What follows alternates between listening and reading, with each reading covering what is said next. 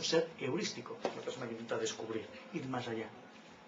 Y es un nivel superior a la persona hermenéutica, que está al nivel aún de la simbología, de la metodología. Pero probablemente tarde o temprano uno va más allá. Se da cuenta que no es cuestión de encontrar significados, sino que también los significados están aún anclados en el mundo, digamos, de representaciones humano, y ligado a nuestras necesidades y particularidades históricas. Tarde o temprano uno debe entender que eso no es más que una señal. Entonces, repito, símbolo, simbología, significado, señal. Muy pronto uno entiende que las señales son simplemente como las señales de tráfico. Uno entiende la metodología ir por aquí, ir por allá, porque las señales de tráfico me lo están indicando. Pero la señal no tiene ningún valor intrínseco en sí. La ciencia es exactamente lo mismo. Yo entiendo que es más o menos una especie de normas de tráfico que hemos pactado todos los científicos para entendernos mejor entre nosotros, como esa red de carreteras, estas normas de circulación de ir por la derecha, parar en los semáforos en rojo, etcétera, etcétera, pero no tienen más sentido o no tienen más objeto que ser un instrumento para otra cosa. La ciencia, entonces, no es más que una señal de algo que existe mucho más profundamente. Y ahí es donde entra, si se quiere, o donde aparecen los verdaderos científicos que crean nuevas metodologías porque están más allá de ellas. Están pudiendo, o están en un estado que captan que todas las representaciones de la realidad no son la realidad. Todos los corpus científicos, todas las grandes teorías no son más que pasos. Son, si se quiere, hipótesis provisionales a la espera de mayor luz. Pero no son la realidad, ni muchísimo menos. Ni tenemos ninguna intención de defender mi teoría por encima de la de enfrente, etcétera, etcétera. Quiero entender. En la medida que quiero entender, utilizo como instrumento, como muletas, estos modelos. Y mucho más esta metodología. Pero yo quiero ir mucho más allá. Quiero entender qué quiere decir esto. La ciencia puede ser hoy en día, pues simple y llanamente, la forma más actual con la cual tiene el ser humano con la cual el ser humano enfrenta la realidad. Aquí tenemos la tecnología, etcétera, etcétera.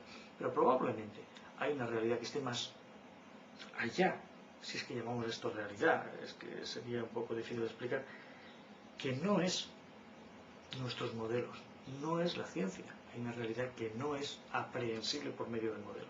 Eso es lo que quiero decir. Y esto es lo que un científico entiende.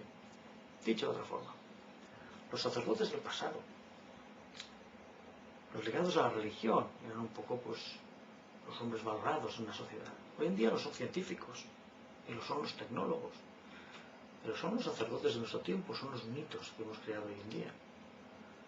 Son quizá más útiles, no entremos en esto sería muy largo de explicar, pero probablemente la verdadera persona que quiere comprender honestamente, con la mano en el corazón, qué es el universo o la vida, no puede quedarse en la ciencia, es muy simple, no puede. Por tanto, está el científico que funciona a nivel de símbolos, es la persona que ha aprendido la nomenclatura de la ciencia y le gusta hablar con esa jerga. Está la simbología, el metodólogo, que ha aprendido pues, algún método cuantitativo, cualitativo de investigación.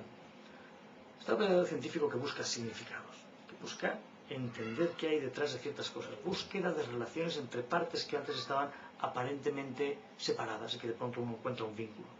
Por ejemplo, el vínculo que existe entre las emociones y las enfermedades físicas. Por ejemplo, que hasta cierto tiempo estaban totalmente divorciadas científicamente.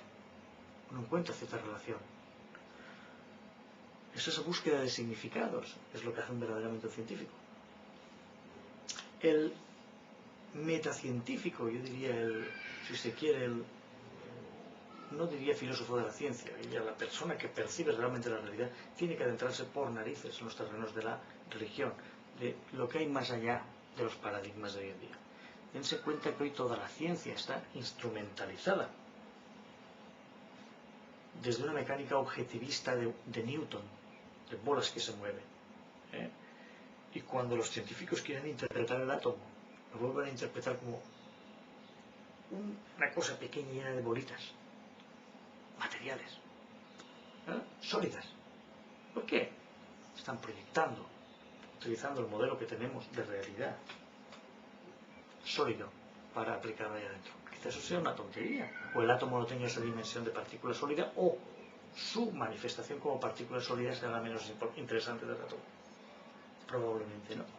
Esa es la cuestión. Entonces, si yo interpreto la realidad como un conjunto de partículas sólidas, intentaré hacer toda la ciencia así. Las cosas sólidas están de por sí separadas. Y entonces empiezo a decir, ¿tiene algo que ver los recursos humanos de una empresa con su rendimiento financiero, etcétera, etcétera? Empiezo a separar artificialmente cosas que están separadas porque concebimos la realidad de acuerdo a un mundo objetivo importado de la mecánica newtoniana, que hoy en día pues, no tiene mucho sentido. Claro, si interpretamos la realidad de otra forma, la cosa cambia. La realidad puede que no sean partículas sólidas, o la parte más última de lo que llamamos la verdad o la realidad. Es la antigua dicotomía entre partícula y onda. Esta es la pregunta que puede hacer un científico, y la pregunta, por tanto, implica, ¿se puede ir más allá de esto? Un científico que se dé cuenta que esta forma de ver la realidad, la física, aunque intente aún seguir anclado en ello, no está sirviendo. Esa es la cuestión.